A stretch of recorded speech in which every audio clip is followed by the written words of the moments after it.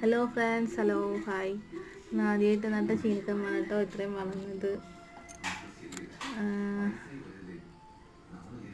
ഉള്ള സ്ഥലത്തൊക്കെ അഡ്ജസ്റ്റ് ചെയ്ത് നട്ടേക്കുക. കുറച്ച് സ്ഥലമേ ഉള്ളൂ പുറകിലൊക്കെ. പിന്നെ 7 മൂട് നട്ടിട്ടുണ്ട്.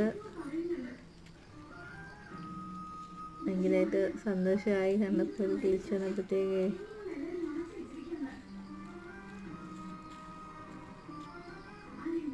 അതിൻ്റെ ചുവട്ടിലെ മണ്ണൊക്കെ പോയി, മഴ പെയ്തിട്ട്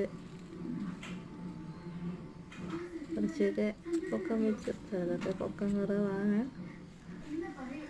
പിന്നെ ഇവന് ഒരു കൂട്ടുകാരനെ കിട്ടിയിട്ടുണ്ട്.